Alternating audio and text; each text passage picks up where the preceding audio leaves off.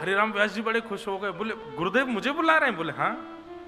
अरे चलो चलो चलो। अभी किसी ने संकेत किया, बोले लेकिन व्यास जी हम बता दें क्यों बुला रहे हैं? बोले क्यों? बोले आप किसी की भी बात मान करके ओरछा नहीं जा रहे हो, अब स्वयं श्री हितरवंश महाप्रभु आपको आज्ञा करने वाले हैं कि आप ओरछा चले जाओ, क्योंकि उनकी बात आप टाल नहीं सकते। ये बात सुनते ही टूट गए श्री हरिराम व्यास,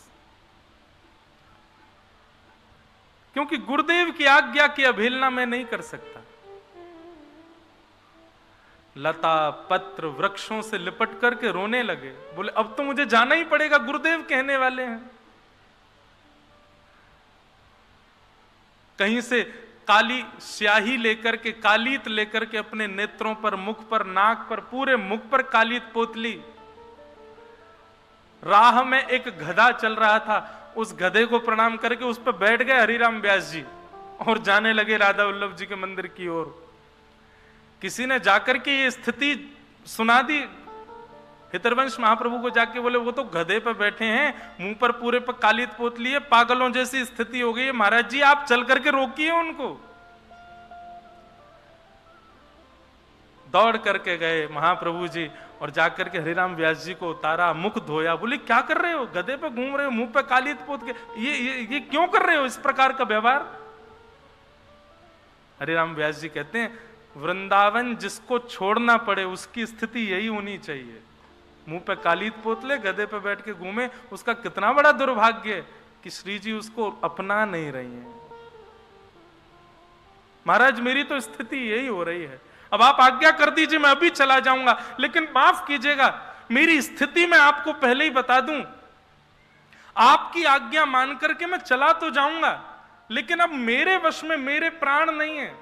वृंदावन की सीमा जैसे ही समीप आएगी और वृंदावन की सीमा से एक पग बाहर जैसे ही मेरा तन रखेगा, प्राण वहीं निकल जाएंगे, क्योंकि अब प्राण वृंदावन के बगैर नहीं रह सकता।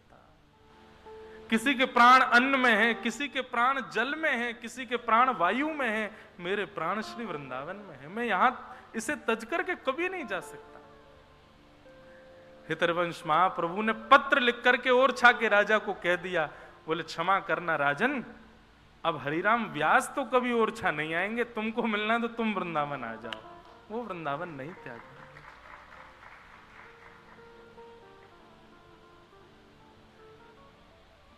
हमको तो सब पक्ष देखना पड़ता है। अब इस पक्ष का यदि मैं भाव व्यासपीठ से रखता हूं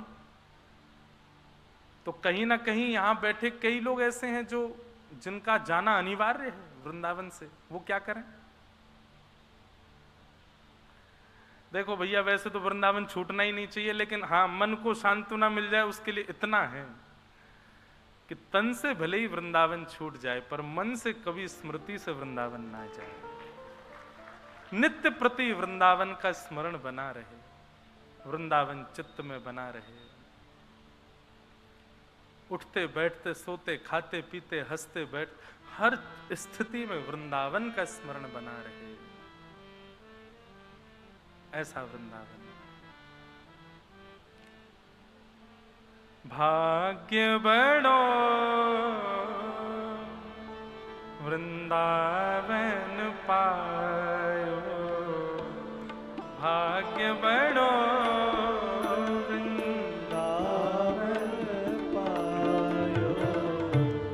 ये संभव केवल वृंदावन में होता है। इतने पद बाहर की कथा में आते ही नहीं है, कितना भी सोच लूं मैं, ये वृंदावन में ही हो सकता है भैया। इसलिए आनंद लीजिए, खूब भाव से गाओ। भाग्यशाली वे तो हैं ही जिनको तन से वृंदावन मिला है, लेकिन उनसे भी ज्यादा भाग्यशाली वो हैं जिनके मन में वृंदावन बसा है। भाग्यशाली भाग्य बड़ो वृंदावन पायो, भाग्य बड़ो वृंदावन पायो, भाग्य बड़ो वृंदावन पायो, भाग्य बड़ो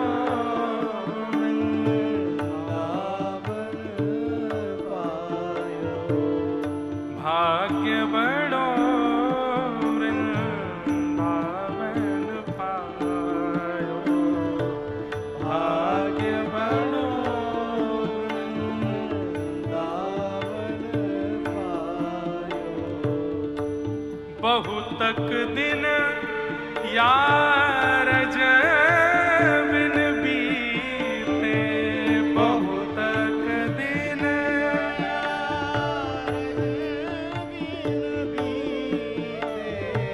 बहुत दिन यार बिन बीते बहुत दिन।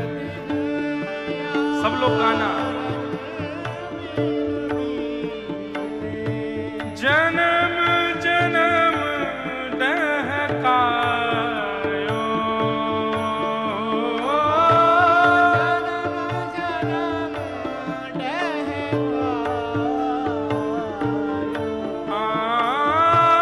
जन्म जन्म डहकायो,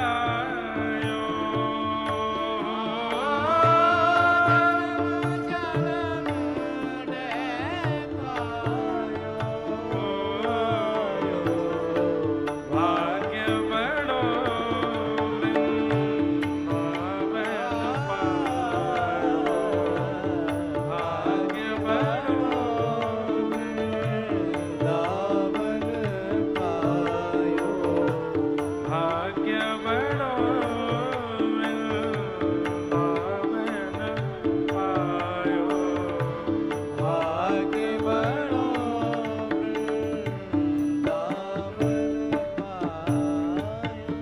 सूरज अब कृपा कर दीनी, सूरज अब कृपा कर दीनी, सूरज अब कृपा कर दीनी, सूरज अब कृपा कर दीनी, अभय निशान बजायो,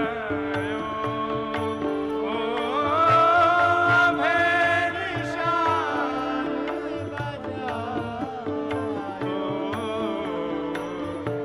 भाग्य बड़ो वृंदावन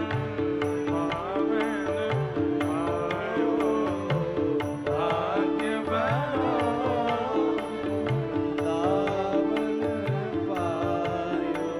कैसा है वृंदावन?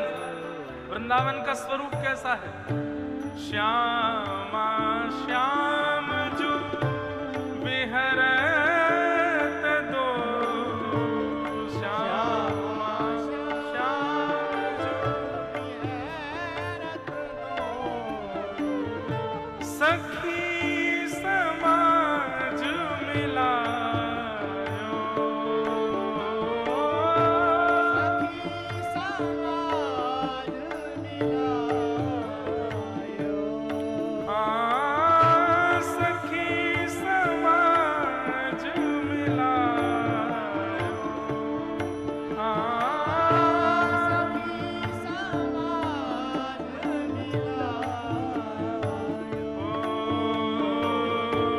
शोक संताप करो मत को, शोक संताप करो मत को, दाव भलो बनियायो, दाव भलो बनियायो, भाग्य बड़ो वृंदावन पायो, भाग्य बड़ो वृंदावन पायो, भाग्य बड़ो वृंदावन पायो, भाग्य बड़ो वृंदावन पायो। श्री वृंदावन प्राप्त होने का मतलब क्या है? रसिक बिहारी की गति पाई, रसिक बिहारी की गति पाई, धन धन लो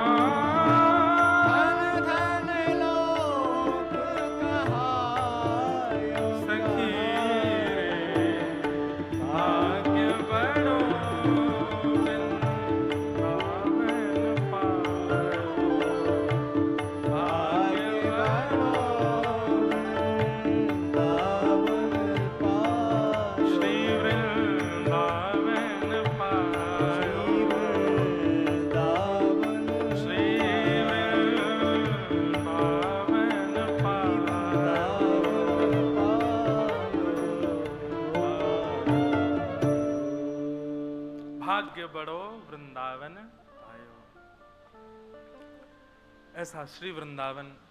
भागवत में एक जगह वर्णन आता है, वृंदावन प्राप्त करने के लिए यदि कोई तपस्या का विधान हो तो वो क्या है? बोले बद्रिक आश्रम में यदि कोई व्यक्ति तपस्या करे और तपस्या करते हुए प्राणों की आहुति दे दे वहीं तप करते करते, तो बद्रीनाथ में तपस्या का फल ये होगा कि उसको वृंदावन में जन्म मिल जाएगा। और उसी का परिणाम है कि स्वयं श्रीमन नारायण शंख चक्र गदा पद्मधारी चतुर्भुज रूपधारी श्रीमन नारायण भगवान बद्रीनाथ में बैठ करके नित्य तप क्यों कर रहे हैं? ताकि हर युग में जब कृष्ण अवतार हो तो हमको वृंदावन प्राप्त हो, ब्रज प्राप्त हो। तो निश्चित है कि भैया हम ब्रजवासी ने कहीं कभी ना कभी तो बद्रीनाथ में तपस्या करी होगी, यही कि हमारे ब्रजवासी बन पाए या बार ये ब्रज मिल पाए हो हमें। तो भैया ये ब्रज बड़ा दुर्लभ है, बड़ा आनंददायी है। हम क्या करें, आज तो कथा में अद्भुत ही हो रहा है, वृंदावन के आगे हम जा ही नहीं पा रहे, कथा हमसे हो ही नहीं रही, वृंदावन ही वृंदावन निकल रहा है मुख से। और ये भूमि का प्रभाव है, ये सही बता रहे हैं, बाहर होता नहीं है। बाहर लोग कई कथा कराते हैं तो वो कहते हैं महाराज जी वृंदावन रस सुनाइए, वृंदावन के पद सुनाओ। मंच पे बैठती भूल जाता हूं मैं, याद ही नहीं आते मुझको। और ये बात है क्योंकि यहाँ के वातावरण में, यहाँ की वायु में, वायु थोड़ी है, बुरा मत मानियो, बाहर की जितनी वायु है वहां की वायु में साक्षात श्री हनुमान जी विराज रहे होंगे, पर वृंदावन की वायु में तो स्वयं श्यामा श्याम विराज रहे हैं, रसिक जन विराज रहे हैं, हमारे रसिक बिहारी विराज रहे हैं। वे आकर के वायु के रूप में स्पर्श करें तो वही निकलेगा जो यहां है। घड़ा में लोटा डाल करके निकालोगे तो वही निकलेगा जो भरो होगो, जल होगो तो जल निकलेगा, शरबत होगो तो शरबत, दूध होगो तो दूध, छाछ होगी तो छाछ। और वृंदावन में यदि आप हमारी मुख रूपी टोटी खोलोगे तो यहां तो यही निकलेगा जो है। चलो फिर से कथा में चले हैं। सच्चिदानंद रूपाय विश्वोत्पत्त्यादि हेतवे तापत्रय विनाशाय श्री कृष्णाय वयं नमः। भगवान के 3 रूप हैं, सच्चिदानंद रूपाय। वृंदावन के भी 3 रूप हैं। वृंदावन भी सत्य है। सत्य क्यों है? क्योंकि कभी वृंदावन का प्रलय नहीं होता। बंधुओं, पृथ्वी से लेकर के कहां तक कहें, रसातल से लेकर के और ब्रह्मलोक तक सबका प्रलय होता है। अच्छा, प्रलय होता किसका? प्रलय उसका होता है जो ब्रह्मा ने बनाया है, जो ब्रह्मा के द्वारा निर्मित है। तो पाताल से लेकर के, रसातल से लेकर के और ब्रह्मलोक तक सब ब्रह्मा ने बनाया है। लेकिन वृंदावन ब्रह्मा की कृति नहीं है। श्रीधाम वृंदावन को तो स्वयं श्री जी ने बनाया है। श्री राधा करा वरिचित पल्लव बल्लरी के, स्वयं श्री किशोरी जी ने अपने हाथों से निर्माण किया है श्रीधाम वृंदावन का। यहां ब्रह्मा की गति नहीं चलती है, ब्रह्मा की स्थिति नहीं चलती है।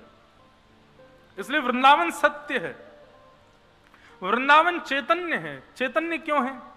ना जा पाओ राधा रमण, ना जा पाओ राधा वल्लभ, ना जा पाओ वृंदावन बिहारी लाल। अरे हम ब्रजवासी हैं, इतनी भीड़ आती है मंदिरों में कि हम ब्रजवासी स्वयं नहीं जा पाते मंदिरों में। तो इसको या को मतलब कहा है, हम लोग दर्शनार्थी नहीं है, हम लोग भावुक नहीं है, हम लोगों को इच्छा नहीं होती दर्शन की। नहीं, वृंदावन में बैठे रहो, कछु मत करो, यहाँ की हवा लेती रहो, वही में ही सब आनंद है, वही में ही सब सुख है। क्योंकि साक्षात चैतन्य है, ये साक्षात चैतन्य स्वरूप है।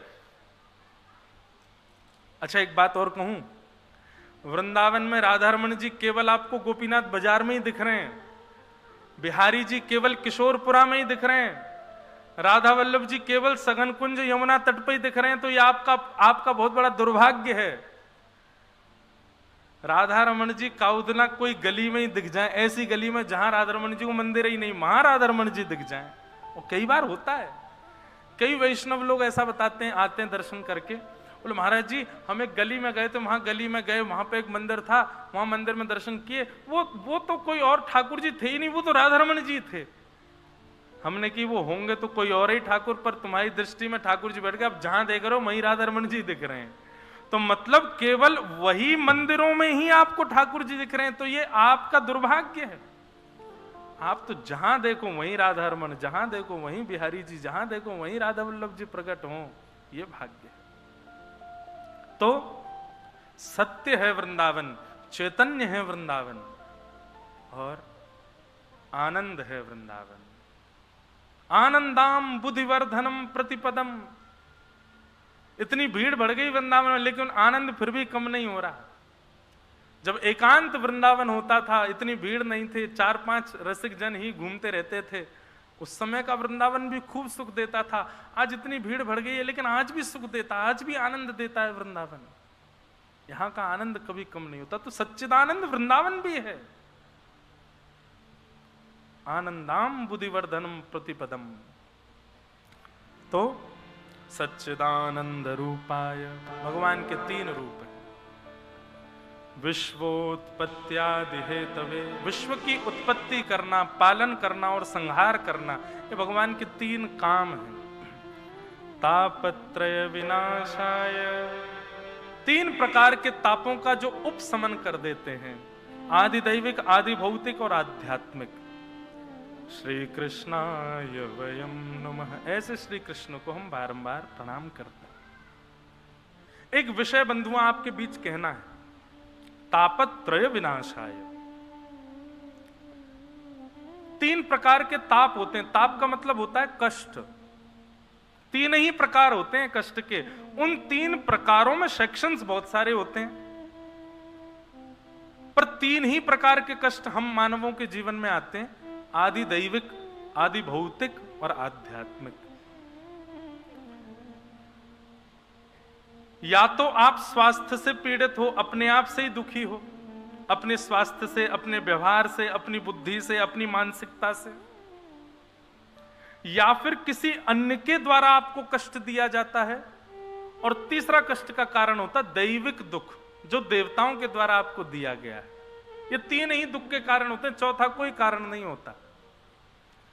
पर कृष्णाश्रित लोगों के, वृंदावन आश्रित लोगों के, श्रीजी आश्रित लोगों के जीवन में कष्ट कम हो जाते हैं, ऐसा नहीं है। कई लोग आध्यात्मिक पथ, भक्ति पथ इसलिए स्वीकार करना चाहते हैं कि इस पथ पर चलने से हमारे दुख दारिद्र कम हो जाएंगे। एक बात कहूं, स्पष्ट कहूं, कोई लाग लपेट ना करके कहूं, कम नहीं होते। जो इस भाव से आए हैं आध्यात्मिक पथ पर कि हमारे कष्ट कम हो, उनके कष्ट कम नहीं होते, कुछ दिन के लिए टल जाते, बाद में आएंगे, भोगना तो पड़ेगा। लेकिन जो भक्ति पथ पर इस भाव से नहीं आए कि हमारे कष्ट कम हो, बस शामा शाम की प्राप्ति होनी चाहिए, इस भाव से जो इस भक्ति के पथ का अनुगामन करते हैं, उनके जीवन में जितना जल्दी हो सके उतनी जल्दी कष्ट आ जाते हैं। ठाकुर जी भगवा लेते हैं, जल्दी जल्दी निवृत्त हो लो। बहुत सावधानी से सुनिएगा। ये कष्ट क्या है, ये ताप क्या है? हमारी परीक्षाएं हैं। विद्यालय में जाते हो तो परीक्षा तो देनी पड़ेगी।